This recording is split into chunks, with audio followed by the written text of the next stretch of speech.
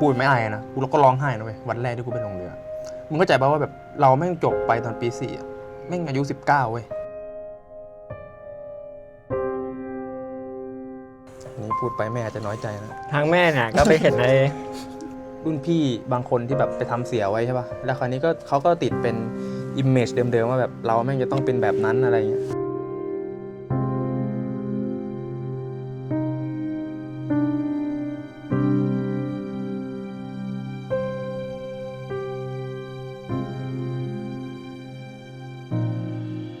สวัสดีนะครับทุกคนวันนี้พบกับพวกผม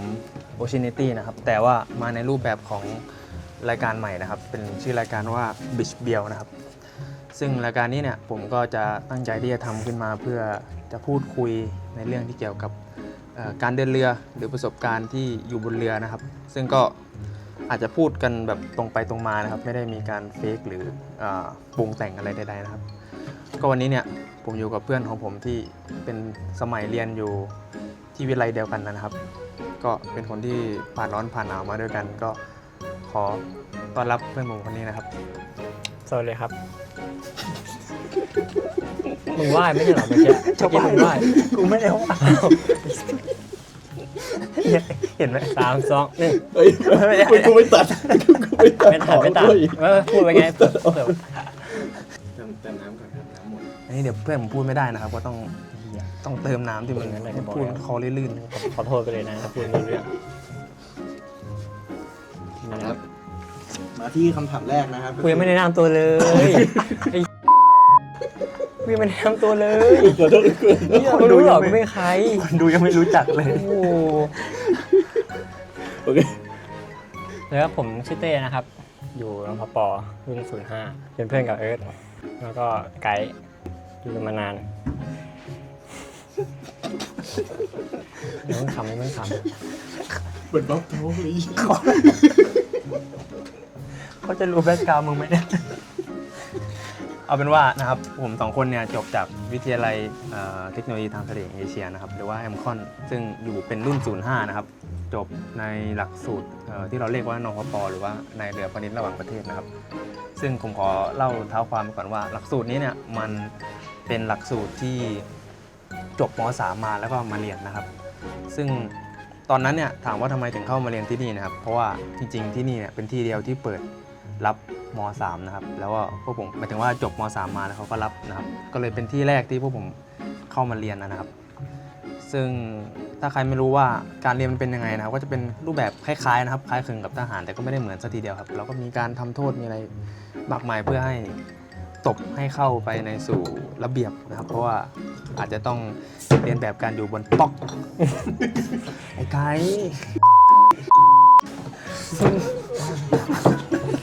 ไอ้เหี้ยเป็นเอามาเติมโอ้โหนะครับก็มันเหมือนรูปแบบการอยู่บนเรือนะครับก็เลยต้องเรียนรู้ที่จะมีในเรื่องของกฎระเบียบตื่นเช้าทำ physical training อะไรต่างๆนะครับก็รูปแบบในการเรียนของพวกผมก็เป็นการเรียน4 ปีนะครับแล้วก็ฝึกเรืออีก1 ปีส่วนของผมเนี่ยผมก็ฝึกเรือที่บริษัทเทพเจ้าสายฟ้านะครับผมไม่อยากพูดชื่อเต็มครับเผื่อผมพูดอะไรไม่ดีไม่ร้ายหรือว่าแต่ก็ไม่มีหรอกครับแล้วก็ผมจบในฝึกคาเดทที่เรือเทพเจ้าสายฟ้าเรือเบลนะครับของกูเป็นเรือเบลแคริเออร์แล้วก็ตึ้งนะครับแล้วก็จากนั้นก็มาเป็น 3O นะครับก็ต้องขอบคุณทางบริษัทนะครับพูดเลยดีกว่านะครับที่ให้โอกาสมอบโอกาสให้ผมได้เป็น 3O ที่บริษัทนั้นนะครับและปัจจุบันก็ย้ายมานะครับอยู่ที่บริษัท NYK Ship Management นะครับแต่ต้อง disclaim ก่อนว่าผมไม่ได้พูดอะไรที่มันเกี่ยวกับ policy นะครับอันนี้แค่มุมมองของผมเพียงอย่างเดียวนะครับแล้วก็อยากจะบอกว่าการพูดครั้งนี้เนี่ยไม่ใช่ว่าพวกผมประสบความสำเร็จแล้วมาพูดแต่เป็นแค่เพียงการแชร์ประสบการณ์นะครับเพื่อที่จะให้น้องๆคาเด็ตที่จะไปลงเรือหรือมือใหม่ 3O หรือว่าที่เขาเรียกอะไร upcoming 3O ที่กำลังจะเป็น 3O เนี่ยนะครับได้เรียนรู้แล้วก็เป็นแนวทางเฉยๆนะครับแต่ไม่ต้องทำตามพวกผมทุกอย่างก็คือมันแล้วแต่สไตล์ใครสไตล์มันอ่ะเตะมึงฝึกเรือที่ไหนมา ครับผมก็ฝึกอยู่ที่เรือตู้สีฟ้านะครับ ก็ไม่อยากพูดชื่อเต็ม เหมือนให้เพื่อนพูดไป ทำไมเป็นทางการจังอะ คือพวกมึงคุยกันไอ้ ไม่ใช่ผม ดิฉัน กูเหรอ ผมก็ฝึกเรืออยู่เรือตู้สีฟ้าครับ ก็ฝึกตั้งแต่คาเด็ดยัน 3O เลยครับ ยังไม่ได้เปลี่ยนบริษัท มึงลงกี่ลำนะลงลำแรกก็เป็นคาเด็ดเลยใช่ไหมหมายถึงว่า 12 เดือนเลยใช่ปะ ใช่คาเด็ดวันแรก ลำแรกก็ลงไปเกือบเต็มปีอะประมาณ 11 เดือน 27 วัน ของกูลงไปตอนอยู่ ก็ลงไป 12 เดือน 1 วัน อืม กลับที่อินเดีย ก็จุดเริ่มต้นของการเข้ามาในวงการพันนาวีของพวกมึง จุดเริ่มต้นอะต้องอย่างนี้ก่อนว่า กูเป็นคนชอบตกปลาเว้ยแล้วคราวเนี้ยหมายถึงว่ามันเกี่ยวกันอะไรใช่ไหมบางคนจะถามอ้าวแล้วมันเกี่ยวอะไรพี่ผมชอบตกปลามันคนละเรื่องกันนะก็คือกูอะชอบอะไรเป็นทะเลเป็นน้ำอะไรเงี้ยมาถึงตอนนั้นนะตอนที่คิดจะเริ่ม เลยคิดว่ามันอาจจะได้ไปหลายประเทศไปเที่ยวหลายประเทศ ซึ่งเราก็อยากจะไปเที่ยวต่างประเทศด้วยอะไรเงี้ยก็เลยคิดที่จะเข้ามาเรียนพัฒนาวี แล้วก็อีกอย่างหนึ่งคือกูอยากรวยกูอยากได้เงินเยอะๆแค่นั้นแหละ ส่วนของผมก็ เหมือนแบบว่ากูแม่งแบบว่าสะทุนจัดอะพูดกูมึงแต่ได้แบบแต่ของผมก็ ส่วนของกูก็ แต่ก่อนก็ยังไม่มีการโปรโมทเกี่ยวกับ ยังไม่เคยเห็นเกี่ยวกับพาณิชย์นาวีว่าคืออะไร แต่ว่าวันนั้นทางผู้ปกครองเนี่ย นี่พูดไปแม่อาจจะน้อยใจนะ ทางแม่เนี่ยก็ไปเห็นในเพจ Facebook เต้พูดดีๆนะ เกี่ยวกับการโปรโมทของวิไลก็เข้าไปดูว่าเกี่ยวกับพาณิชย์นาวี แต่ตอนนั้นยังไม่รู้ว่าคืออะไรไงแบบว่าตอนนั้นไม่รู้จักเลยว่าคืออะไร แม่ก็เลยลองแนะนำให้ไปดูเรียนดู แต่มึงก็ไม่รู้เลยใช่ไหมหมายถึงว่าตั้งแต่แรกก็แบบมันทำงานยังไงมีกัปตันมีต้นกลอะไรเงี้ยหมายถึงว่าการทำงานบนเรือ ไม่รู้อะไรเลย รู้แค่แบบรู้แค่พาณิชย์นาวีคำว่าพาณิชย์นาวียังไม่รู้ว่าคืออะไรแม่ก็ลองให้ไปดูมันก็อยากไปเรียนโรงเรียนประจำด้วยแหละเพราะว่าเบื่อมัธยม ช่วงนั้นก็เป็นช่วงที่อยู่ม.3 นะเคยขึ้นม.4 มันคิดยากจริงตอนนั้นหมายถึงว่ามันตัดสินใจไม่ถูกอะใช่ปะ ใช่ว่าจะไปต่อสายไหนก็เลยลองมาที่นี่ดูคำอะไรไม่ได้คำอะไร ไม่ได้ข เหรอ ำใช่จะได้สาระป่ะวะคิด ได้เนาะ มึงก็ทัวโทษเลย ไม่ใช่หมายถึงว่า พยายามอยู่ แล้วเป็นไงรู้สึกชอบไหมกับ ตอนที่มาเรียนครั้งแรก ไม่ ก็ มาถึงอันเนี้ยขมไหม ใช่ แม่งถูกคอกูจาด แป๊บเดียวแม่งหมดไปขวดหนึ่งแล้ว ขนส่งจะหมดแล้ว เกต่อเลยเพื่อน ก็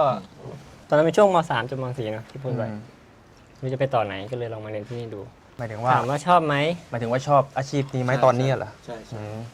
ตอนนั้นยังไม่เห็นภาพว่าทำงานยังไง ตอนเรียนปี 1 ปี 2 ปี 3 ก็เริ่มเห็นภาพแล้วนิดหน่อยปี 1 ปี 2 นี่อาจจะเป็นการแบบปรับตัว มันคล้ายๆปรับพื้นฐานนะเนาะ เบสิกว่าแต่ละอย่างคืออะไร แต่พูดเลยว่าแบบตอนช่วงปี 2 ปี 3อะแม่งแบบเคว้งจัดหมายถึงว่ามึงพูดอย่างเงี้ยแบบเราไม่รู้ว่าเราจะไปลงเรือที่ไหน แล้วแบบเรือแต่ละประเภทมันต่างกันยังไง ซึ่งมันไม่มีไกด์ไลน์เลยเว้ยเดี๋ยวนี้มันคือแบบมันมีคลิป YouTube ใช่ไหมหมายถึงว่าให้เราดูว่าเรือแต่ละประเภทมันแตกต่างกันยังไงอะไรเงี้ยมันก็ง่ายขึ้น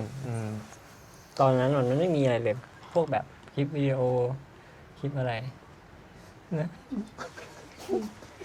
ก็ไม่รู้ว่าทำยังไงไกด์ถ้ามึงหยุดขำอ่ะกูมีสติเว้ยเอาจริงเว้ย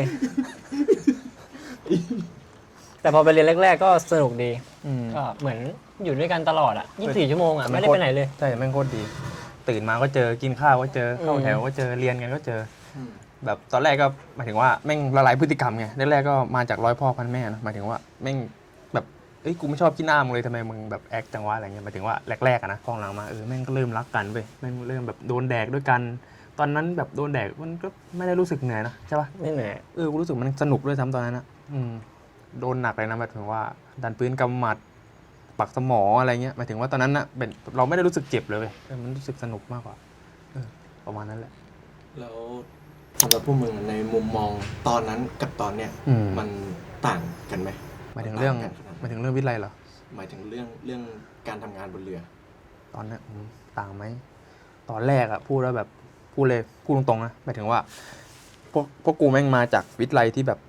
ไม่ได้เป็นวิทย์ไรเก่าแก่อันนี้ถ้าพูดตรงๆเลยนะหมายถึงว่ามันจะมีวิทย์ไรที่เขาแบบมาก่อนแล้วอะไรเงี้ยซึ่งเราก็กลัวนะว่าแบบเขาจะรับไม่ได้เพราะว่าซึ่งมันก็ต้องพูดตรงๆว่ามันมีรุ่นพี่บางคนที่แบบไปทำเสียไว้ใช่ป่ะแล้วคราวนี้ก็เขาก็ติดเป็นอิมเมจเดิมๆว่าแบบเราแม่งจะต้องเป็นแบบนั้นอะไรเงี้ยซึ่งกูก็เลยกลัวแรกๆก็กลัวแบบเฮ้ยจะอยู่เรือได้ป่ะวะต้องไปอยู่ตั้งปีนึงแล้วพี่เขาจะรักเราป่ะวะอะไรเงี้ยพออยู่ไปอยู่มาดีเว้ยเขาก็เริ่มสอนเริ่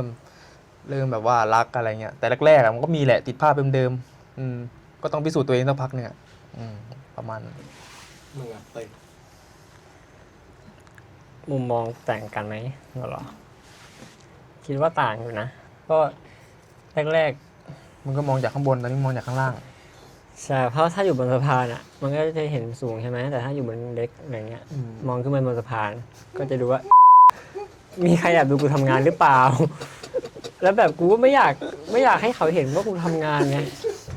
เพราะว่ากูก็กลัวว่าเขาจะมองเดี๋ยวพอขึ้นไปสะพานตอนเย็น กูถามจริง ด่า มึงจะตัดคลิปนี้ลงได้ไหม บางทีก็ไม่อยากให้เขาเห็นไงเราต้องไปทำแอบ ยังไม่จบ 1 2 3 ขอโทษนะครับ 3 2 1 แรกๆก็กลัวเหมือนกันว่าตอนไปแรกๆก็ได้ยินข่าวลือนะที่แบบว่าแบ่งแยก ถ้าพูดตรงๆแบ่งแยกสถาบัน แบ่งสถาบันก็เลยกลัว กูรู้สึกว่ามันไร้สาระมากเลยหมายถึงว่า ใช่แต่แต่ มันคนไทยด้วยกันอะนึกออกปะมันไม่สมควรที่จะมานั่งแบ่งว่าแบบเฮ้ยมึงจบจากที่นู่นมึงจบจากที่นี่อะไรประมาณเนี้ย แต่ว่าพอไปเลยจริงๆ มันก็ไม่ใช่แบบที่เราคิดไว้ตลอดมันก็จะเจอคนที่ พี่ๆเขาก็ดีพูด ใช่เขาก็ไม่ได้ยึดติดกับอะไรอย่างนั้นนะ อืม มันก็วัดกันที่ความสามารถ อืม ในการทำงาน ใช่ เคยรู้สึกเหนื่อยรู้สึกท้อเกี่ยวกับการทำงานบนเรือไหม ตอน ตอน รู้สึกเหนื่อยเหรอ อืม ก็มีวันๆเวลารู้เวลาว่าจะได้ไปลงทำงาน มันก็จะมี2อารมณ์ก็คืออารมณ์ดีใจกับอารมณ์เสียใจ อารมณ์ดีใจก็คือเราจะได้ทำงาน เราไม่ได้ตกงาน ใช่ ก็มันก็ดีอ่ะก็คืออย่างน้อยเราก็มีงาน อยู่บนบกเราก็เงินมันออกทุกเดือนนะหมาย ใช่ ถึงว่า อยู่บนบก อืม มันไม่มีเงินเข้า อืม อันนี้พูดในมุมความจริงแบบว่า มันไม่มีเงินเข้ามา เราก็ใช้จ่ายอย่างเดียว ถ้าไปทำงานอย่างอื่นมันก็เราจะรู้สึกว่าเฮ้ยมันยังไม่ได้เท่าเงินที่เราทำบนเรือ อืม เราก็รู้สึกแบบเขาเรียกอะไรน้อย อืม แต่ว่าในมุมที่เสียใจก็จะแบบว่าเราไม่ได้อยู่บ้าน ไม่ได้ทำงานไม่ได้อยู่บ้านไม่ได้ใช้ชีวิต อืม เราต้องมาอยู่บนเรือ มันก็เป็น2ความรู้สึกในเวลาเดียวกันอะ เรียนมันมี2 ด้านใช่ไหม อืม เหมือนของกูก็หมายถึงกับคำถามมึงอะไรนะเมื่อกี้ เคยรู้สึกท้อรู้สึกเหนื่อยเกี่ยวกับการทำงานบนเรือไหม เคยพูดตรงๆเคยตอนเป็นคาเด็ดพูดไม่อายนะกูแล้วก็ร้องไห้นะเว้ยวันแรกที่กูไปลงเรือมึงเข้าใจป่ะว่าแบบเราแม่งจบไปตอนปี4อะแม่งอายุ19เว้ยใช่ป่ะเราจบไป19แล้วก็ลงไปแบบห่างจากบ้านไม่เคยห่างจากบ้านหมายถึงว่า เราเรียนโรงเรียนประจำใช่ป่ะแน่นอนเราก็อยากสามารถคุยกับครอบครัวคุยกับเพื่อนคุยกับแฟนเราภรรยาเราได้ใช่ป่ะแต่พอมาไปลงเรือปุ๊บแม่งมันเขาเรียกอะไรหว่าเวอะใช่ป่ะมันรู้สึกแบบเฮ้ยว่างเปล่าจังวะอะไรเงี้ย เคว้ง เคว้งประมาณนั้นอะแล้วก็เสียใจตอนนั้นแต่พออยู่ไปนานๆก็เริ่มปรับตัวได้พอคุ้นชินกับเรือก็สบาย แล้วก็พอถ้าเป็นพูดในเรื่องของ 3O อ่ะมันก็จะมีอยู่ในช่วงที่แบบสมมุติเราไปจอยเรือเราไปไปเทคโอเวอร์จากเขาใช่ไหมหมายถึงว่าเราแฮนด์โอเวอร์กันเสร็จแล้วแต่เราก็เซ็นเทคโอเวอร์มามันจะมีบางครั้งที่เหนื่อยที่แบบว่างานบางอย่างแม่งยังไม่เสร็จ หรือแบบว่าพูดตรงๆงานมันยังไม่คอมพลีทหรือมันขาดอะไรบางอย่าง ซึ่งเราต้องไปแก้ไขตรงนั้นอะไรเงี้ยหมายถึงว่าพอเราไปเช็คตาม regulation แล้วแม่งไม่ได้ comply ตามนั้นอ่ะซึ่งเราก็ต้องไปนั่งแก้ไขแล้วความเครียดมันจะมาตกอยู่ที่เราเว้ยแล้วพูดตรงๆบางบริษัทนะพูดอย่างนี้บางบริษัทไทยอ่ะตอนที่กูเป็น 3O อ่ะแม่งบางทีสั่งของไปบางอย่างเงี้ย มันก็อาจจะไม่ได้ตามที่เราต้องการหรือว่าบางทีเขาตัดไปแล้วความเครียดเนี่ยมันจะลงมาที่เราไงหมายถึงว่าถ้าบางคนถามเราจะเครียดทำไม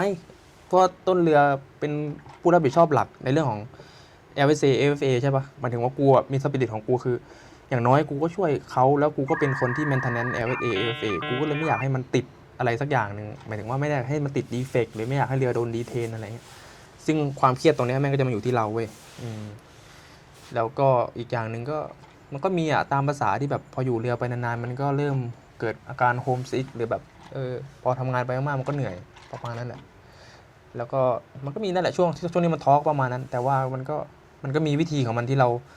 สามารถที่จะระบายความเครียดหรือแบบให้มันท้อน้อยลงอะไรเงี้ยเราก็คิดถึงอนาคตแล้วก็ตัวเงินใช่ปะพอเงินเข้ามาแม่งก็ใจฟูมึงเป็นปะเงินเข้ามาในบัญชีปุ๊บช่วงสิ้นเดือนเงี้ยหายเหนื่อยวะอะไรประมาณเนี้ยเหมือนกับรีเซ็ตความเครียดแล้วก็ไปเริ่มเดินใหม่แล้วจัดการกับความรู้สึกท้อความรู้สึกเหนื่อยเวลาแบบคิดถึงบ้านอะไรเงี้ยจัดการกับความรู้สึกตัวเองยังไงเวลามึงท้อใช่มันยังไม่ได้ตอบเวลาท้อเหรอไม่เคยออกไปส่วนตัวไม่เคยออกไปสังสรรค์นะแบบว่าอยู่ในห้องเงียบๆอยากอยู่เงียบๆแล้วก็ดูหนังดูอะไรที่โหลดมามันก็ขำมันก็ดูหนังตลกนะคลิปตลกมันโคตรช่วยได้ที่กูดูคอมเมดี้คราฟอะไรเงี้ยอะไรที่มันตลกไม่ช่วยได้มากก็ถึงก็พอแล้วเหมือนกูเลยกูแบบแม่งเป็นอินโทรเวิร์ตหมายถึงว่าเราก็เข้ากับคนอื่นได้นะไม่ใช่ว่าหมายถึงว่าบางคนอาจจะคิดว่าอินโทรเวิร์ตแม่งก็ทำงานร่วมกับคนอื่นไม่ได้เลยหมายถึงว่าเราเป็นอินโทรเวิร์ตหมายความว่าเซฟโซนของเรามันคือการอยู่คนเดียวไงใช่ไม่เป็นไรหรอกคนอื่นเขาก็ไม่ได้อยากจะมานั่งวงกับเราเหมือนกันก็จริงไอ้แม่งแกมันนั่งคุยตลอดเวลามันก็ต้องมีส่วนมากไม่เป็นแบบเฉพาะคนบางคนก็เห็นรันที่อยู่มันก็แบบไม่ได้มานั่งรวมกันแยกห้องใครห้องมันตลอดเงียบไหนวันพอวันหยุดก็เงียบมากินกันทีก็วันที่มีปาร์ตี้ไหมของมึงมีบ่อยไหมอาจจะเป็นสัก2 อาทิตย์ครั้งอุ้ยบ่อยอยู่นะแต่ก็ไม่ได้เข้าไปนั่งวงมันจะมีกลุ่มเฉพาะที่ชอบเขาก็จะแบ่งเหล้าเมากันชัดเจนว่าแบบบอกได้ไหมครับคนไหนไอ้33นี่แหละแต่ว่าบางคนมันก็อยากอยู่คนเดียวเนาะโอ้เหี้ยนั่นแหละขนมก็6ถามต่อไปเพื่อนกินขนมกันกินเลยเพื่อนน้ำพักน้ำแรงไม่ต้องตัดนะอันนี้พูดจริงลงไปเลยถามต่อไปเพื่อนพูดดังๆชัดๆชีวิตส่วนตัวกับชีวิตบนเรือมันบาลานซ์กันยังไงหรือว่ามันไม่บาลานซ์กันเลยบาลานซ์ไหมหมายถึงว่าชีวิตปัจจุบันเนี่ยเหรอ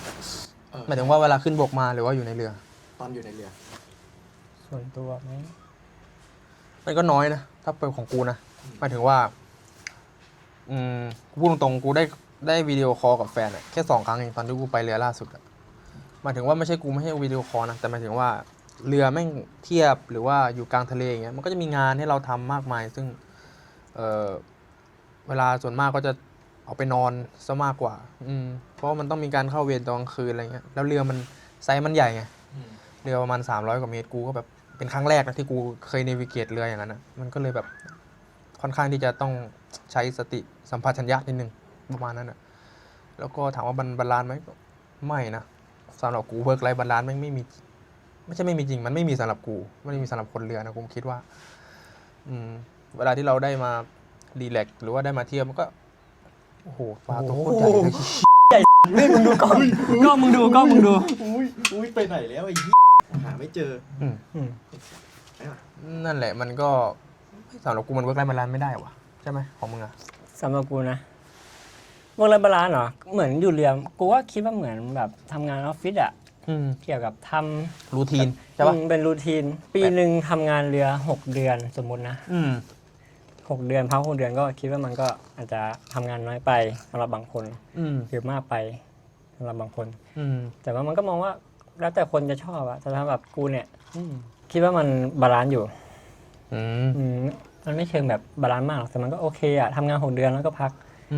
อยู่บนเรือมันก็มีเวลาส่วนตัวก็ยังได้อยู่เวลาพักเวลาอะไรแล้วแต่ละคนนะแล้วแต่ละคนแต่ละเรือแต่ละสายเรือที่วิ่งบางคนวิ่งเทียบทีอย่างเงี้ยเวลาพักมันก็ไม่ค่อยมี แต่บางคนที่มันอยู่เรือที่วิ่งไกลๆอยู่เรือนาน ลองโวยาด ๆมันก็มีรูทีนที่นาน อืม เวลาพักมันก็แบ่งตามที่เขากำหนดไว้อยู่แล้ว อืม อันนี้คำถามจากทางบ้านนะครับ ก็คือ ใครถาม ใครถามอันเนี้ย เปล่ากูเอง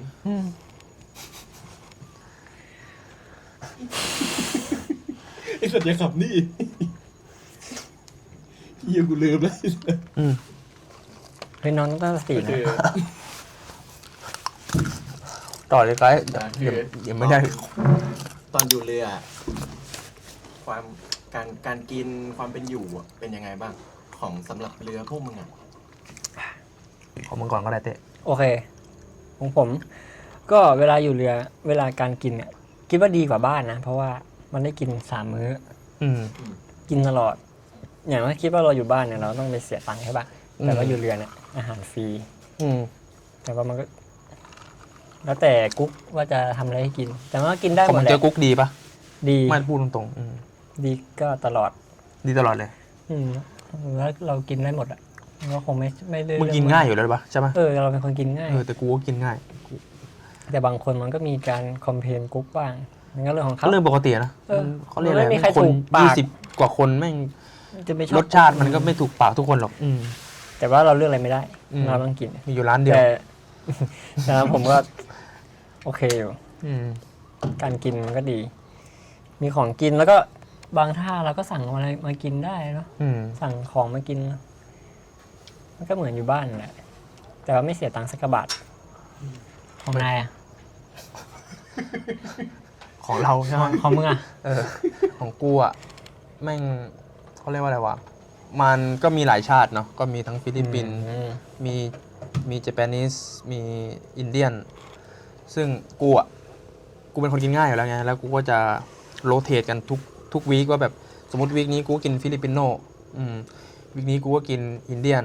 วีคนี้กูกินเจแปนิสถามว่ามันกินได้ไหมก็กินได้เว้ยแต่ถ้าถามว่ามันอร่อยไหมมันก็บางอย่างมันก็อร่อยบางอย่างมันก็ไม่ถูกปากเราแต่นั่นแหละกูกินเพื่อทำงานไง มีอาหารไทยบ้างปะ กินเพื่ออยู่ไม่ได้อยู่เพื่อกินประมาณนั้น มีอาหารไทยบ้างปะ กุ๊กเคยทำให้ผัดไทยรอบเดียว รอบเดียว สงรอบ ส่วนมากก็กินอาหารต่างชาติทั้งนั้น ใช่ก็เลยกลับมานี่แบบกินฉ่ำเลย ประมาณนั้น คิดว่าสิ่งที่คนคิดผิดเกี่ยวกับอาชีพคนเรือ มากที่สุด ที่ คือ คนเรือมากที่สุดคืออะไร ส่วนมากอะที่เขาคิดผิดก็คือเอ้ากลับมาจากเลยแล้วเหรอได้ปลาเยอะไหม นี่แม่งคือเป็นคำถามที่แบบคือเราเรือทำงานเรือพาณิชย์เว้ยต้องพูดอย่างนี้ก่อนหมายถึงว่าสำหรับคนที่เขาไม่ได้อยู่ทางถ่ายสายเรือเนาะคือพวกผมก็ทำงานที่มันเกี่ยวกับการส่งสินค้าจากเมืองท่าต้นทางไปยังเมืองท่าปลายทางให้ปลอดภัยซึ่งมันก็จะมีหน้าที่มากมายนะก็แบ่งเป็น2ฝ่ายเป็นฝ่ายห้องเครื่องกับฝ่ายปากเรือฝ่ายปากเรือก็จะมีหน้าที่นำเรือฝ่ายห้องเครื่องก็จะมีหน้าที่ดูแลเครื่องเพื่อให้เครื่องมันขับเคลื่อนไปได้ซึ่งจะถามว่าแล้วฝ่ายไหนสำคัญกว่ามันไม่มีสำคัญทั้งคู่ถ้ามีห้องเครื่องไม่มีปากเรือก็นำเรือไปไม่ได้เพราะถ้ามีปากเรือไม่มีห้องเครื่องเรือก็ไม่สามารถแล่นไปได้เพราะว่าเครื่องมันไม่ติดใช่ปะสำหรับกูทุกคนสำคัญทั้งหมดบนเรือหมายถึงรวมถึงพี่โอเอสพี่เมดพี่กุ๊กทุกคนสำคัญหมดนั่นแหละแล้วก็สำหรับกูก็สำหรับผม ก็เป็นผู้ช่วยต้นเรือตามภาษาไทยเนาะหรือว่าภาษาอังกฤษก็เป็น 3O ก็มีหน้าที่ที่ดูประมาณนั้น โอเคสำหรับคำถามที่ว่าสิ่งที่เข้าใจผิดเกี่ยวกับพาณิชย์นาวีใช่ไหมก็ส่วนมากเขาคิดว่าเป็นอาหารพอมีคำว่านาวี ใช่พอญาติถามเนี่ยบอกว่าไปเป็นทหารเหรอเราก็บอกว่าไม่ใช่เราทำงานเกี่ยวกับการขนส่งทางทะเลอาจจะ 90% ที่จะคิดว่าเราทำงานทหารใช่แล้วก็บอกว่าไม่ใช่เขาอธิบายว่าทำงานเกี่ยวกับการขนส่งแล้วแต่คนว่าขนส่งอะไรแล้วแต่ลำแล้วแต่เรือที่เราอยู่ก็ต้องอธิบายเขาคือพาณิชย์นาวีนี่ไม่ใช่ทหารใช่ไม่ใช่ทหารแต่เวลาเรียนอ่ะคล้ายทหารคล้ายแต่ทหารเขาก็จะหนักกว่านะใช่แล้วเราก็เรียนให้ปรับตัวกับที่เราไปเรียนได้สภาพแวดล้อมบนเรือใช่ที่เราเรียนที่วิทยาลัยเทคโนโลยีทาง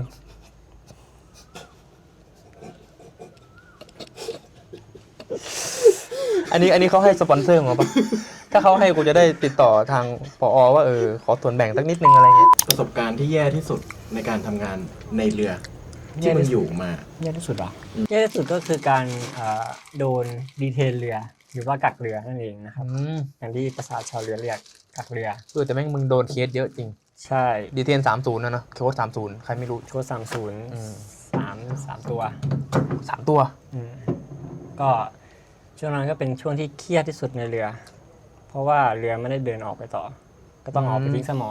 เหรอ แล้วก็แก้ดีเฟกต์นั้นให้เสร็จภายใน1 วัน 1 วันด้วย ใช่ โดนเรื่องใหญ่ไหมตอนนั้นตอนที่มึงโดน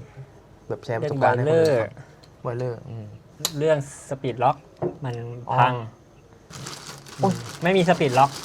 อืม ไม่มีสปีดล็อกก็ หมายถึงว่าเขารู้กันอยู่แล้วเนาะหมายถึงว่าตั้งแต่ ใช่ เรือก่อนจะเข้าว่าสปีดล็อกแม่งพัง ใช่เพราะว่าอีกอาทิตย์หนึ่งไปเข้าอู่ก็เลยจะไปคิดว่าจะไปซ่อม เขาก็เลยยังแบบไม่ได้เทคแอค ใช่ ชั่น จะเลยต้องไปซ่อมที่อู่ลำหนึ่งนะ อย่าพูดไม่ต้องพูดชื่อนะไม่เราไม่ได้พูดชื่ออยู่แล้วไง เออ เราก็เป็นการแชร์ประสบการณ์ ใช่ พูดตรงๆไม่ใช่ ลำหนึ่งโดนรีเทน3 ตัวก็ต้องไปทิ้งสมอรออยู่ ซึ่งวันนั้นอ่ะเหนื่อยคนอ่ะเหนื่อยทั้งวันแล้วตั้งแต่เทียบเรือตอน3 ถึง4 โมง4 โมงก็ต้องเอาเรือออกไปทิ้งสมอเพราะว่าโดนกักเรือต้องไปแก้ ที่สิงคโปร์ใช่ปะ ใช่ยันเที่ยงคืนตี 1ก็วันหนึ่งเต็มๆ ไม่ได้นอนเลย ไม่ได้นอนเลยเขานะแต่ว่ากูนอนเพราะว่ากูตามเรียนอยู่แล้วไงก็แก้ให้เสร็จ ทีนี้พอแก้เสร็จ มันก็มีหลายอย่างที่ตามมา เช่นการสอบสวนของบริษัท คล้ายๆกับทำstatement of fact ว่ามันเกิดขึ้นได้อย่างไร ใช่การอธิบายว่าเกิดขึ้นได้อย่างไร มี corrective action ไหม ใช่มีการแก้ไขอย่างไรก็คนเรือก็ต้องไปทำให้เสร็จแล้วก็รีบแก้ไขส่งรีพอร์ตรายงานให้เขาว่าโอเคนะเราแก้แล้วเลยได้เดินไปต่อได้ ที่กูรู้การดีเทลเรือมันหมายถึงว่าพอเรือมันถูกกักใช่ปะที่เราส่งไปบริษัทอะส่วนหนึ่งก็ต้องส่งไปทางแฟกซ์สเตทด้วยใช่ไหมเพราะว่าพอเรือดีเทลปุ๊บแน่นอนเขาก็ส่งไปหาทั้งคลาสทั้งแฟกซ์ซึ่งพอเราแก้เสร็จเราก็ต้องส่งไอตัวของrectification report ให้เขาด้วย ใช่ซึ่งเขาจะไปพิจารณาว่าโอเคผ่านหรือเปล่าไปได้หรือเปล่า ตอนนั้นใครมาตรวจพอสเตทอะหรือแฟกซ์สเตท แฟกสเตทเพราะเรือเป็นสัญชาติ สิงคโปร์ แล้ววันนั้นเข้าสิงคโปร์พอดี โหกูไม่มีแบบว่าเขาเลยไม่เคยมีเหตุการณ์ที่เรือโดนกักน่าจะเครียดน่าดู ครั้งแรกในชีวิต สำหรับกูใช่ไหมช่วงที่มันเลวร้ายที่สุดใช่ปะเลวร้ายที่สุดก็คล้ายๆกับเต้ว่ะมันก็จะมีช่วงที่กูมีการตรวจไลท์ชิปใช่ไหมไรท์ชิปที่เป็นตัว R นะซึ่งการตรวจไรท์ชิปมันก็เหมือนการตรวจSIRE ของแทงเกอร์ครับแล้วเขาก็จะมาตรวจเพื่อที่จะให้เรทของเรือ แล้วเขาเนี่ยมันก็มีบางคือกูไม่รู้ขั้นตอนของเขาว่าเหมือนตอนนั้นอ่ะมันเป็นมึงเห็นตรง embarkation ladder ป่ะแล้วมันจะมี timber อ่ะที่เป็นเหล็กเป็นห่วงใช่ไหมแล้วตรงเหล็กตรงนั้นอ่ะมันขึ้นสนิมมันก็ผิดที่กูด้วยที่กูไม่ได้ไปเคาะสนิมตรงนั้นแล้วก็ทาสีใหม่เนาะเพราะกูไม่คิดว่ามันจะต้องทาสีแล้วก็เคาะสนิมแล้วคราวนี้เขาก็ให้เขาไม่ได้ดีเทลเลยคือไลท์ชิปอะแค่มาตรวจเพื่อให้เรทแล้วเขาเนี่ยเขาก็แค่ติดเป็น observation ก็เครียดก็แบบทำไมมันต้องติดตรงนี้อะไรเงี้ยนะเราก็รู้สึกผิดอะเรารู้สึกผิดแล้วก็แก้ไขกับอีกเรื่องหนึ่งก็คือพูดแบบไม่อายก็คือตอนนั้นอะกูเป็น 3O เว้ยอยู่บริษัทหนึ่งแล้วมันมีการทำเป็น Cool Effect Declaration แล้วคราวเนี้ยคือกูก็รู้อะนะรู้อยู่แก่ใจว่าอะไรที่มันควรจะดีแคร์เท่าไหร่แต่ว่ากูไม่รู้มันเป็นข้ออ้างไหมแต่ตอนนั้นอ่ะกูเป็นโควิดบนเรือนะเป็นโควิดแล้วก็แบบตัวก็ร้อนมากแล้วก็แบบเพลียมากอ่ะแล้วคราวนี้กูก็ให้เขาไปเขียนดีแคร์มาแล้วมันก็จะมีพี่กุ๊กคนนึงแกก็ไม่ได้ผิดอ่ะเนาะเพราะว่าคนที่รีเช็คก็ควรเป็น 3O ที่รีเช็คแกก็ดีแคร์มาเป็นเหล้าอ่ะประมาณ 3-4 ขวดเขียน4 ขวดแล้วคราวนี้กูก็ไม่ได้ดูกูก็พิมพ์ตามไปที่เขาบอกมานะกูพิมพ์ไป4 ขวดแล้วคราวนี้พอเข้าเว้ยคือมึงก็รู้อ่ะแม่งอยู่แล้วอ่ะไม่ว่าเรื่องใดเรื่องหนึ่งอ่ะแม่ง อยู่แล้วคราวนี้ก็เลยโดนปรับเงินจำนวนหนึ่งก็เยอะเหมือนกันแล้วคราวนี้กูก็เลยรู้สึกผิดมากเลยเว้ยพี่กัปตันก็หัวร้อนนะตอนแรกก็หัวร้อนมากเลยว่าแบบสามโอมึงไม่รู้เหรอว่ามันต้องดีแคร์เท่าไหร่อะไรเงี้ยกูก็ทราบครับพี่แต่นั่นแหละกูก็ไม่อยากอ้างไปว่ากูป่วย ซึ่งมันก็เป็นหน้าที่ของเราที่เราต้องดูอยู่แล้วไงกูอ้างไม่ได้นั่นแหละก็รู้สึกผิดแต่พี่กัปตันแกดีมากเลยตอนหลังอ่ะกูก็ขึ้นไปขอโทษแกนะเว้ยถ้าพี่กัปตันแกดูอยู่คือแบบผมก็ขอบคุณพี่กัปตันมากๆอะไรเงี้ยก็คือกูก็บอกแกไปปุ๊บแกบอกเฮ้ยกูบอกแกแบบว่าพี่ครับเอาเงินของผมก็ได้เงินของผมก็ได้ไปหักตัวเนี้ยเพราะกูก็รู้สึกเกรงใจเขาบอกเอ้ยไม่เป็นไรต่อให้ไม่ติดเรื่องเองอ่ะมันก็ต้องติดเรื่องอื่นเพราะแม่งขึ้นมาหาอยู่แล้วขึ้นมาหาดีเฟกต์อยู่แล้วอ่ะนั่นแหละก็เลยแบบรู้สึกทั้งเสียใจแล้วก็แอปพลิเชตที่สุดนั่นแหละพี่กัปตันเนี่ยโคตรจะดีถ้าเป็นกัปตันคนอื่นหรือแบบกัปตันที่แม่งขี้โยนอ่ะพูดตรงอ่ะเขาก็จะแบบให้เราแม่งชดใช้เงินตรงนั้นเองอ่ะนั่นแหละประมาณนั้น อะไรคือสิ่งที่การทำงานเดินเรือสอนพวกมึงมากที่สุดเลย เรื่องแรกที่สอนของกูนะคือการมีลูกล่อลูกชนหมายถึงว่าเราอยู่กับคนแบบร้อยพ่อพันแม่แล้วก็ต่างเจเนอเรชันอ่ะซึ่งเราจะเอาเป็นตัวเองเป็นศูนย์กลางมันก็ไม่ใช่ใช่ปะมันก็ต้องมีการปรับเข้าหาซึ่งกันและกันอะไรเงี้ยนั่นแหละเราก็มันจะรู้จักการเข้าหาคนการอินเทอร์แอคว่าควรจะเข้าหาเขายังไงควรจะพูดกับเขายังไงอะไรเงี้ยก็จะมีก็สอนตรงนี้แล้วก็ที่สอนกูอีกเรื่องหนึ่งคือการใช้ชีวิตแล้วก็สอนให้เราทำงานมีแบบแผนเว้ยคือต้องให้เครดิตพี่3Oคนหนึ่งพี่ตอนนี้แกเป็นต้นหัวแล้วแหละพี่ประยูนคือตอนที่กูไปทำงานเรือกับแกตอนกูเป็นคาเด็ดแกสอนกูดีมากแล้วคราวนี้แกสอนให้กูรู้จักการ prioritize งานเว้ยหมายถึงว่าอะไรหมายถึงว่ากูเคยถามแกนะว่าพี่ทำไมพี่รู้สึกกูดูแกแบบทำไมแกจัดลำดับการทำงานดีจังเลยวะแกรู้ว่าแกควรจะทำอะไรไม่ควรทำอะไรอะไรเงี้ยกูเลยถามแกบอกว่า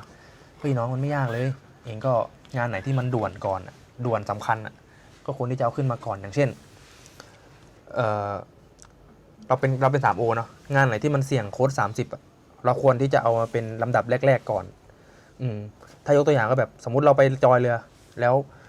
มันมีถังดับเพลิงถังหนึ่งที่มันใช้ไม่ได้ซึ่งตามไฟแปลนมันวางอยู่ที่ตรงไหนสักที่หนึ่งแล้วมันใช้ไม่ได้แล้วเรือจะเข้าท่าภายในอาทิตย์หน้าประมาณเนี้ยกับอีกงานหนึ่งแบบซิมโบลหลุด IMO ซิมโบลมันหลุดงานแรกที่เราควรจะทำคือการซ่อมถังดับเพลิงหรือเปลี่ยนถังดับเพลิงก่อนเพราะมันเป็นงานสำคัญเร่งด่วนถ้าเราไม่แก้ตัวเนี้ยเวลาพอร์ตสเตทแฟกสเตทขึ้นมาตรวจหรือคลาสขึ้นมาตรวจมันก็จะทำให้เรือโดนดีเทนได้กับไอ้แค่IMO ซิมโบลอาจจะแค่โดนโค้ด17ก็แก้ไขก่อนที่เรือจะออกซึ่งมันไม่ได้หนักหนาสาหัสอะไรมากนักหมายถึงว่ามันก็ติดเป็น observation แหละแต่มันก็ไม่ได้หนักเท่ากับกักเรือประมาณนั้นก็คือการจัดลำดับความสำคัญของงานที่สอนตรงนี้นะแล้วก็อีกเรื่องนึงเรื่องภาษาอังกฤษก็ทำให้กูพูดภาษาได้ดีขึ้นเยอะการทำงานเรือใช่ประมาณนี้ของมึงของกูคำถามที่ว่าสิ่งที่เรือสอนใช่ไหมที่ทำงานเรือสอนก็เป็นการทำงานเป็นทีมเพราะว่าตอนแรกคิดว่าเราทำงานคนเดียวเราทำได้แต่ว่าที่จริงเราต้องทำงานเป็นทีมทำไม่ได้ทุกอย่างใช่อย่างเช่นการนำเรือเงี้ยแล้วเราอะไรไม่ที่มันไม่เขาเรียกอะไรไม่ปลอดภัยหรือว่ามันไม่เซฟอย่างเงี้ยก็ควรจะเรียกกัปตันใช่ป่ะอย่างแรกๆเราไปลงเรือเราไม่กลัวใช่เราเกรงใจกลัวไปถามเฮ้ยมึงทำไมมึงไม่ทำเองวะเฮ้ยมึงแค่นี้มึงคิดไม่ได้หรอประมาณนั้นใช่แรกๆคือแบบคิดว่าไม่กล้าพูดพอหลังๆไปคิดว่าถ้าเราไม่พูดแล้วเราทำปุ๊บเราโดนหนักแต่ว่าถ้าเราบอกไปเราโดนแค่อาจจะโดนบ่นหรือไม่โดนเลยโดนตำหนิอะไรเงี้ยหรือไม่แต่ว่ามันก็ยังดีกว่าที่เราโดนทำรับผิดชอบคนเดียวใช่เราต้องหาแบบไม่ได้หาดีเขาเรียกว่าอะไรกัปตันเขาก็มีประสบการณ์ที่มากกว่าอะไรเงี้ยใช่เขาก็อาจจะมีแนวคิดหรือว่าวิธีการแก้ไขที่ต่างจากเราอะไรประมาณนี้ใช่ป่ะอารมณ์แบบว่าอยากเกรงใจที่จะเรียกเขาเพราะใน Master Standing Order หรือ Master Night Order ก็บอกอยู่แล้วว่า don't hesitate to call me หมายถึงว่าก็มึงสามารถโทรหากูได้ตลอดเวลาอะไรอย่างเงี้ย ซึ่งกัปตันเขาก็เป็นเขาเรียกอะไรอ่ะกัปตันก็เป็นresponsible ที่เกี่ยวกับ overall ของชิปอยู่แล้วแล้วก็เขาก็มีหน้าที่ที่จะนำเรือไปยังจุดหมายให้มีความปลอดภัยใช่ไหมมันก็เป็นหน้าที่เขาหน้าที่หนึ่งอยู่แล้วอ่ะประมาณนั้นใช่บอกคนรุ่นหลังว่า อย่าไปกลัวที่จะเรียก อย่าไปกลัวที่จะถามถ้าเราไม่รู้เราอย่าทำเราก็ต้องถามเขาก่อน ถึงจะโดนตำหนิโดนว่ามันก็ไม่เป็นไรเดี๋ยวพรุ่ง อ นี้ ย่างน้อยเราก็ได้ความรู้ดีกว่าเราไปทำพลาดแล้วเขาด่า ใช่เราก็จะเดือดร้อนที่สำคัญก็คือ อย่าทำให้คนอื่นเดือดร้อนเหมือนอย่างที่โรงเรียนวิทยาลัยเทคโนโลยีทางทะเลเอเชียได้สอนไว้ การอยู่เป็นกลุ่ม เราก็ต้องรู้จักเกรงใจ อย่าให้ใครเดือดร้อนเพราะเราใช่การที่เราเรียนเนี่ยเขาก็เลยสอนเป็นแบบสอนแบบคล้ายๆการอยู่บนเรือคำถามต่อไปเลยนะไกด์ก็อย่าทำให้อยากบอกหรือแนะนำอะไรเกี่ยวกับน้องๆคเด็กหรือว่าคนที่กำลังเป็น 3O ประสบการณ์น้อยไหมสิ่งที่อยากบอกมีหลายเรื่องนะไม่ใช่ว่าผมเก่งนะผมดิสเคมตรงนี้ก่อนไม่ใช่ผมเก่งแต่ว่าก็อยากจะเตือนสติแล้วก็อยากจะเป็นแนวทางหมายถึงว่าตอนนี้ผมลงเป็น 3O มันก็อาจจะไม่ได้มีแนวทางที่มากนักแล้วก็ไม่ได้มีสื่อโซเชียลมีเดียที่มากขนาดนี้ก็เลยอยากจะแนะนำว่าอย่างแรกเลยนะที่สำคัญก็คือมึงจงเลือกเรือที่ลงคาเด็ดให้ดีที่สุดหมายความว่าอะไรมันมีตัวอย่างนะมันมีเคสของเพื่อนที่แบบว่าเก่งมากเลยตอนเรียนอะเกรดดีมากแต่ไปลงเรือบริษัทแบบพูดตรงๆก็แบบบริษัทไม่มีคุณภาพอะหรือบริษัทที่แบบก็คุณภาพจะต่ำนิดนึงอะไรเงี้ยซึ่งการที่มึงจะไปลงเป็นคาเด็ดอะหมายถึงว่ามึงไปอยู่บนเรือนั้นอะประมาณเกือบปีหรือบางคน6เดือนหรือบางคน9เดือนอย่างเงี้ยมึงก็จะซึมซับcultureเหล่านั้นมา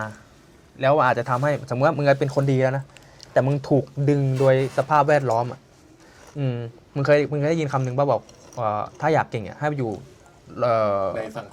งคมที่เขาเก่งอ่ะใช่ป่ะซึ่งถ้ามาอยู่ในสังคมที่มันเหลวเท่วโรยโถ้ยถูกแล้วอันนี้เมาป่ะอันนี้เมาอันนี้กูไม่ได้เล่นมุกนะเว้ยกูจะบ้าวะเต้ต้องตัดไปลงช็อตนี้ต้องตัดไปลงสังคมนี้มันโรยโถ้ยอ่ะมันก็ทำให้มึงอ่ะโรยโถ้ยไปด้วยก็เลยแบบการลงเรียนเป็นคาเด็ดอ่ะควรที่จะลงที่มันแบบดีนิดนึงที่มันมีคุณภาพนิดนึงแล้วก็อย่าไปคิดว่าแบบเขาเรียกอะไรลงแต่ในบริษัทไทยหรือว่าอยู่ในแค่คอมฟอร์ตโซนหมายถึงว่าบางสถาบันอ่ะเนาะเขาก็จะมีโควต้าของเขาว่าลงที่นี่กี่คนลงที่นี่กี่คนแล้วเราก็ไปกันอยู่แค่นั้นอ่ะแค่บริษัทที่มันอยู่ในไทยอ่ะกูไม่ได้หมายความว่าบริษัทไทยเขาไม่ดีเขามีคุณภาพมากแหละแต่หมายความว่าถ้าเราไม่ออกจากนอกประเทศเราสักทีอ่ะหมายถึงว่าเราไม่ออกไปให้คนข้างนอกเขาเห็นอ่ะว่าเราแม่งก็มีคุณภาพเหมือนกันอ่ะข้างนอกเขาก็ไม่รู้นะเว้ยเหมือนกูไปลงเรือที่กูอยู่ปัจจุบันอ่ะคำแรกที่เขาถามกูรู้เลยไหมเขาบอกว่าเอ้ยมีคนเรือไทยอยู่ด้วยเหรอเขาบอกเขาไม่เคยเห็นคนเรือไทยเลยหมายถึงว่าบริษัทกูอ่ะก็มีแหละที่เขาไปทำงานก่อนหน้านี้ซึ่งเขาทำอยู่ในแทงเกอร์ฟลีทแต่ของกูไปลงในไดฟลีทไงในคอนเทนเนอร์ในโลในเบลซึ่งเขาก็ไม่เคยเจอสิ่งที่อยากบอกคือคนเก่งกว่ากูแม่งมีมากมายเลยพี่ๆคนเรือคนไทยแม่งเก่งมากแต่สิ่งอย่างเดียวที่เขาไม่ได้ออกไปโชว์ศักยภาพคือเขาไม่กล้าออกจากคอมฟอร์ตโซนหรืออย่างหนึ่งเขามีภาระหน้าที่แล้วอ่ะเขามีลูกมีรถมีบ้านที่ต้องผ่อนแล้วเขาก็เลยไม่กล้าที่จะเปลี่ยนแปลงใหม่เพราะว่ากลัวที่ว่าถ้าเราออกไปแล้วอ่ะไม่รู้ว่าอนาคตเราแม่งจะเป็นยังไงวะอาจจะล้มอาจจะไม่มีเงินซึ่งมันก็ลำบากต่อครอบครัวเขานะกูเข้าใจตรงนี้แต่ว่าสำหรับคนที่แบบเป็นคนรุ่นใหม่อ่ะออกไปข้างนอกกูแนะนำเลยออกไปข้างนอกแล้วก็ประเทศไทยเราก็จะได้แบบว่ามีเป็นที่ยอมรับของคนเรือต่างชาติอย่างเช่นพูดตรงๆเวลาที่กูไปทำงานข้างนอกอะเงินเดือนของต่างชาติอะกับเปรียบเทียบกับเงินเดือนของไทยอะแม่งขนาดเนี้ยไม่อยากพูดคือมันเป็น policy ของบริษัทคือกูพูดเงินเดือนไม่ได้อยู่แล้วแต่ว่ามันต่างกันมากพูดตรงซึ่งหมายความว่าอะไรหมายความว่าไม่ใช่คนไทยไม่เก่งนะแต่เพียงแค่เขายังไม่เห็นศักยภาพว่าคนไทยอะควรที่จะได้เงินเดือนเท่านี้แล้วอย่างนึงที่กูตัดสินใจมาทำคลิป YouTube ที่ทำอยู่ทุกวันเนี่ยที่คนดูมันก็น้อยกูก็เข้าใจแล้วก็ยังไม่มีเงินเข้ามาแต่สิ่งที่กูบอกมึงตลอดว่าแบบ เคยคุยกันนะว่าแบบว่าเราจะทำคลิปแบบไหนที่แบบทำคลิปสั้นไหมหรือคลิปไร้สาระที่แบบไม่งไปถาม AI แล้วก็ก๊อป AI ลงเฟซแล้วก็ใช้ AI generate ภาพกูทำได้ที่จะเรียกคนดูอะแต่ที่กูทำก็ไม่ได้อย่างนั้นไงกูอยากให้คนไทยเราแบบว่าได้รู้ในมุมที่กูรู้ หรืออาจจะแลกเปลี่ยนกันเองอะไรเงี้ยแลกเปลี่ยนกับคนข้างนอกนะว่าเขารู้ยังไงแล้วก็เรารู้อะไร แล้วก็อยากให้คนแบบว่ามีประสิทธิภาพมีคุณภาพกันเยอะๆอะไรเงี้ยแล้วก็เขาเรียกอะไรอีกที่กูเป็นแฟลกที่กูต้องการที่จะทำให้ได้ในภายภาคหน้านะคือทำให้ไทยเรามียูเนียนคนเรือให้ได้ฟิลิปปินส์เขามียูเนียนของเขาเจแปนเขามียูเนียนของเขาหมายความว่าอะไรยูเนียนพวกเนี้ยก็จะมาดูแลคนเรืออย่างเช่นกูทำที่บริษัทเนี่ยกูเป็นฟิก OT กูทำให้ตาย OT แม่งก็เท่าเดิมแต่ของเขาอะเป็นของถ้าเป็นญี่ปุ่นนะเขาก็มี Open OT หมายถึงว่าเขาทำ OT เขาก็ได้เงิน extra หรือเป็นฟิลิปปินส์เขาทำ OT ในจำนวนที่กำหนดเขาก็จะได้ extra money จากที่มันเกินกำหนดไปอ่ะกูก็เลยคิดว่าคนไทยอ่ะมันก็ต้องมียูเนียนเหมือนกันสิ่งที่ถ้ากูเป็นตำแหน่งสูงๆแล้วกูมีสิทธิ์มีเสียงอ่ะกูก็จะเขาเรียกอะไรขับเคลื่อนให้มันมียูเนียนในไทยให้ได้ที่กูหวังอะนะแล้วก็สิ่งที่อยากบอกอีกอย่างหนึ่งก็คือนั่นแหละเวลาเราเรียนในสถาบันเราอะนะผมก็ไม่รู้สถาบันอื่นนะแต่สถาบันที่ผมเคยเรียนอะบางอย่างอะมันเรียนเป็นในเทคบุ๊กในรูปแบบของไทยหมายถึงว่าไทยไม่ได้ไม่ดีนะเว้ยแต่ว่าในบางเรื่องไม่ว่าจะเป็น collect มันเป็น stability เราควรที่จะตีความมันเป็นในรูปแบบของภาษาอังกฤษอะหมายความว่าถ้าเราเอามาตีความเป็นภาษาไทยอย่างเงี้ยมันค่อนข้างที่จะเข้าใจยากนึกออกปะอย่างเช่นตอนกูสอบ collect อย่างเงี้ยกูเขียนคำว่าเรือที่ไม่อยู่ในบังคับกับเรือไม่อยู่ในบังคับกูเขียนคำว่าที่กูผิดซึ่งมันไม่ได้หมายความว่ากูผิดนึกออกปะความหมายมันคือความหมายเดียวกันอะกูก็เลยคิดว่าเราควรที่จะเรียนในรูปแบบของการตีความที่เป็นภาษาอังกฤษแต่เราก็จะแปลภาษาไทยนี่แหละหมายถึงว่าเรามาแปลเองแต่เราควรเรียนในรูปแบบเทคบุ๊กที่เป็นภาษาอังกฤษเพื่อที่จะเพราะว่าเวลาเราไปเดินเรือข้างนอกเราก็เดินเรืออยู่ข้างนอกประเทศอยู่แล้วนึกออกปะเวลาเราคุยกับต่างชาติเราก็คุยเป็นภาษาอังกฤษเราควรที่จะเรียนรู้เป็นภาษาอังกฤษดีกว่านั่นแหละเพราะว่าบางทีในเทคบุ๊กที่เราเรียนมาแม่งแปลมาตั้งแต่สมัยพระเจ้าเห่าแล้วซึ่งบางอย่างมันก็ล้าสมัยไปแล้วบางอย่างมันก็ไม่ได้เท่าทันในเรื่องของมารินไทม์ปัจจุบันอะไรเงี้ยก็เลยแบบอยากให้เรียนกันเป็นเรียนรู้ในภาษาอังกฤษแล้วก็ถ้าในงานของ 3O อ่ะสิ่งที่สำคัญที่สุดคือไม่ใช่ LSA FFA ซึ่ง LSA FFA เนี่ยเราไปอ่านได้ใน LSA Code หรือว่า FSS Code หรือว่าในMSC Maritime Safety Committee ต่างๆใช่ไหมแต่สิ่งที่สำคัญที่สุดคือตำแหน่งแรกที่เราไปเป็นก็คือ Navigation Officer คือ Second Officer Third Officer คือ Navigation Officer หมายความว่าอะไรหมายความว่ามึงควรที่จะช่ำชองในเรื่องของการ Navigation Navigate the ship ก่อนเขาเรียกอะไรในเรื่องของที่สำคัญก็คือ collect แม่งเหมือนไบเบิลในการนำเรือใช่ป่ะมันบอกทุกอย่างมึงอยู่แล้วว่ามึงต้องควรไปทางไหนแล้วถ้ามึงไปทำข้อนี้ไม่ได้มึงควรจะที่ต้อง take action แบบไหนอะไรเงี้ยมันก็มีบอกอยู่ในกฎทุกข้ออยู่แล้วประมาณนี้แหละที่กูจะฝากข้อมืออาจจะยาวนิดนึงโทษที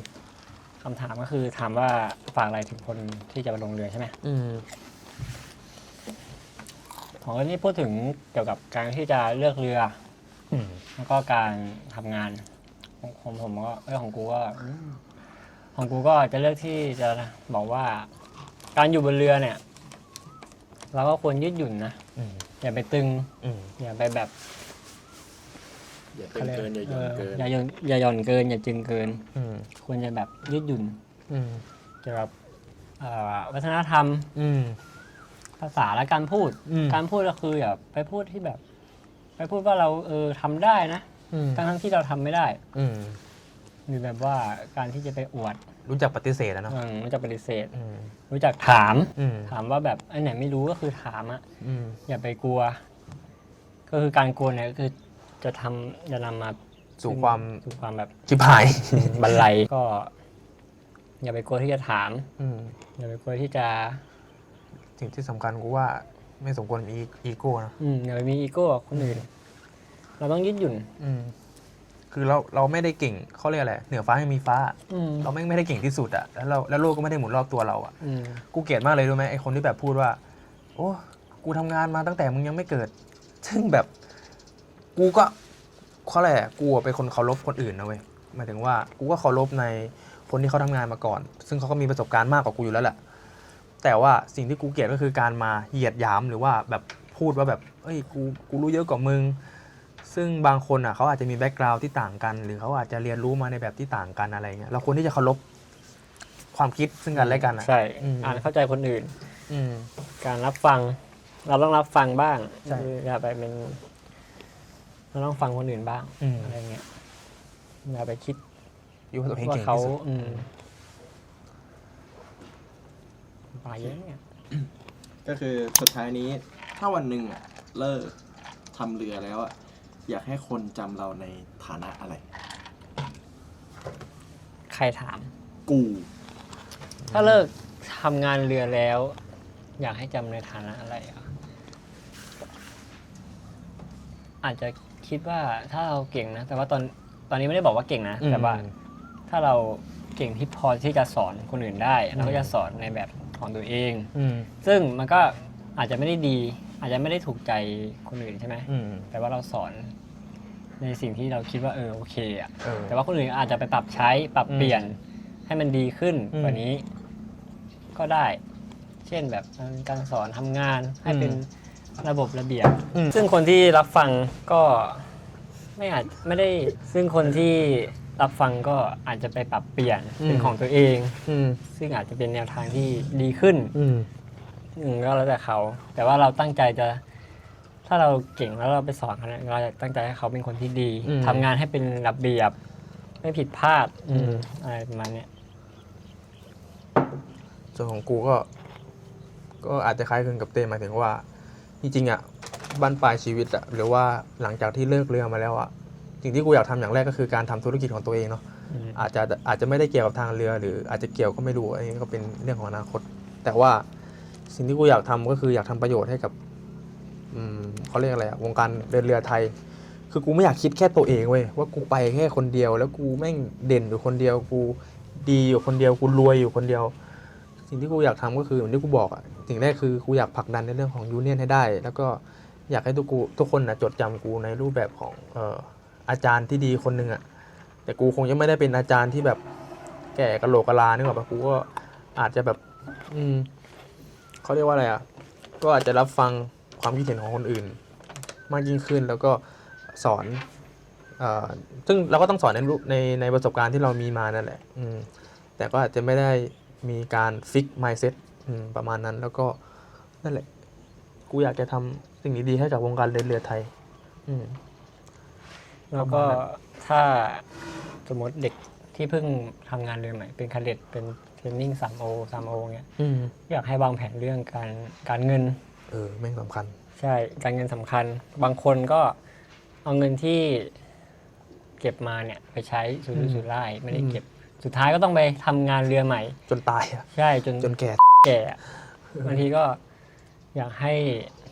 วางแผนการเงินดีๆเกี่ยวกับ เขาเรียกอะไรแม่งพอได้เงินมาเยอะๆอะเราก็เขาเรียกอะไรพออินพุตมันเยอะเอาพุตแม่งก็เยอะตามอะ ใช่บางคนนะ นี่ ไม่ได้ เป็น ไม่ได้ นี่ หม ก็ อรว เป็ ม นนะแบบว่าอารมณ์แบบมีเงินเยอะก็เลยใช้เยอะ จนพอสุดท้ายไม่มีเงิน ก็ มานั่งเสียใจทีหลัง ใช่กลับไปลงเรือปุ๊บลงไปเรื่อยๆจนอายุ40-50เนี่ยมันก็อาจจะไม่ได้เลิกเรือทักที จริง บางคนที่เขาอยากจะเลิกเรือก็ไม่ได้เลิกเพราะว่าใช้เงินเยอะเกินไป ในฐานะคนเรือรุ่นใหม่ คิดว่าจะเกษียณตัวเองในอายุเท่าไหร่ แล้วจะทำงานเรือจนถึงอายุเท่าไหร่ หมายถึงว่าทำงานบนเรือใช่ปะ ใช่ จะเกษียณตัวเองอะ เลิกเรือแล้ว กูคิดไว้นะเว้ยแต่ไม่รู้มันอาจจะเป็นไปได้จริงหรือเปล่า35ไม่เกิน40 ก็10 ปี 35ไม่เกิน40ใช่10 ปีนับจากเนี้ย 10 ปี แล้วก็คิดไปว่าตัวเองอาจจะต้องเป็นกัปตันให้ได้ อันนี้มันก็ขึ้นอยู่กับใครที่เรียนบริษัทด้วยนะ แต่คิดว่าประมาณ32อยากเป็นกัปตัน32ครับข้อมือ ของกูก็ประมาณ35 ที่จะเลิกเรือเนอะ อาจจะไม่ถึง40เพราะว่าอยากคิดว่าเก็บเงินแล้วก็ไปทำธุรกิจอาจจะไม่ได้เงินเยอะธุรกิจที่มันไม่ได้เงินเยอะเท่าเงินเดือนหรอกแต่ว่า มันก็ อาจจะ อยู่ได้ ใช่ที่มันแบบ มันค พอมั่นคงพึ่งพาชีวิตได้โดยไม่ต้องไปลงเรือ เพราะว่าคิดว่าเวลาที่อยู่เรือมัน มันก็ไม่ได้แย่หรอกแต่ว่า มันก็ไม่ได้แย่ อยากอยู่บกมากกว่า ใช่ ใช่รีบทำรีบเลิก มันไม่ได้เป็นปกติของคนอะนึกออกปะการอยู่ อืม เรือมึงไปอยู่บนเรือแม่งตั้ง6 เดือน 9 เดือนไม่ใช่มันไม่ดีมันดี มันก็เป็นอาชีพที่ทำให้เรามีทุกวันนี้หรือว่าสร้างคนได้ไวอะสร้างตัวได้ไว นี่เขาบอกว่าอาชีพที่รวยเร็วใช่ป่ะ อืม รวยเร็วก็คือ คือ รวยก่อนรวยกว่ารวยเร็วกว่าคนอื่น อืม แล้วก็เลิกมาทำธุรกิจ ใช่ใช่ สำหรับความคิดนะ อืม ที่ไม่ใช่แบบรวยเร็ว ไม่ได้แปลว่าทำงานจนแก่ อืม รวยเร็วคือเลิกรวยแล้วก็เลิกทำงานเรือมาทำธุรกิจทำสิ่งที่ชอบดีกว่าทำสิ่ง ทำ ที่ ที่ ช ช อ อ บบ ใช่ ทำสิ่งที่อยากทำโดยไม่ต้องมีหนี้สินมีอะไร อืม ขอบคุณสำหรับคำตอบแล้วก็คำถามจากทางบ้านทุกคนด้วยนะครับ ก็อาจจะมีประโยชน์ไม่มากก็น้อยนะครับคลิปนี้ แต่ก็ไม่อยากจะให้มันอยู่ในรูปแบบของเขาเรียกอะไรฟอร์มอลหรือว่าทางการมากนัก เพราะว่ามันรู้สึกน่าเบื่อก็เลยแบบเอาเป็นในรูปแบบของเป็นกันเองดีกว่า แล้วก็อยากให้พวกผมทำคลิปแนวไหนหรือว่ามีคำถามอะไรเพิ่มเติมเนี่ยก็ถามมาได้นะครับ ก็ยังจะมีคลิปแบบนี้ไปเรื่อยๆ แล้วก็อยากให้ผมพูดคุยกับใครเนี่ยก็บอกมาได้ แต่ก็อาจจะมีในเรื่องของ limitation ในเรื่องของการเงินนิดนึงที่แบบเรียกใครมาก็อาจจะไม่ได้ เขาเรียกอะไรคนดังก็อาจจะเป็นไปไม่ได้แต่อาจจะเป็นในวงการเรือหรือว่าเพื่อนๆกันอะไรเงี้ยอาจจะมีมาเรื่อยๆในสมมติว่าเป็นเพื่อนกันแหละ ใช่ใช่ ก็ความคิดวางความคิดเห็นของพวกเรานะมันอาจจะไม่ตรงกับ ใช่ ของคนอื่นก็รับฟังแต่ก็ไม่ต้องตัดสินก็ได้ อืม แค่ฟังเป็นแนวทาง อืม ให้มันแบบปรับใช้ หรือไม่ต้องทำตามพวกผมก็ได้แต่ก็นั่นแหละ อันนี้แค่มาระบายแบบเขาเรียกแบบระบายดีกว่า อารมณ์ไม่เหมือนระบายใช่ ระบายว่าอยู่เรือเป็นยังไง อยากให้ทุกคนในคนภายนอกเขาเข้าใจว่าการอยู่เรือมันเป็นแบบไหน มันก็มีดีนะผมไม่ได้บอกมันไม่ใช่เรื่อง มัน ดี ส่วนมากก็ดีอ่ะ จะว่าก็ดีใช่ อืม แต่ว่าทุกงานแหละมันก็มีทั้งดีแล้วก็ไม่ดีใช่ปะล่ะ ใช่ทุกงานนี้มันไม่ได้ต่างไปกับงานปกติทั่วไป นั่นแหละประมาณนั้น แล้วก็วันที่ 8 นี้ก็อย่าลืมไปลงประชามติ แล้วก็เลือกตั้งกันด้วยนะครับ 8ไหนเนี่ย 8 กุมภามึงอยู่เรือแล้วดิ ลูกตั้งเรื่องหน้าก็ไม่ทัน อืม ก็เลือกให้ผมด้วยแล้วกันนะ ไอคนที่ดูคนที่สองอ่ะคนที่สองก็ได้ ประมาณนั้นนะครับ ก็วันนี้ก็หวังว่าทุกคนจะชอบคลิปนี้นะครับ ก็ฝากติดตามพวกผม Oceanity แล้วในรูปแบบของBeach Bell นะครับในรูปแบบใหม่ก็คือการพูดนั่งคุยในเรื่องของการเดินเรือแล้วก็ประสบการณ์ที่เกี่ยวกับการเดินเรือ ก็ไปเจอกันคลิปหน้านะครับสำหรับวันนี้ขอบคุณครับ สวัสดีครับ แต่กล้องสีเหี้ย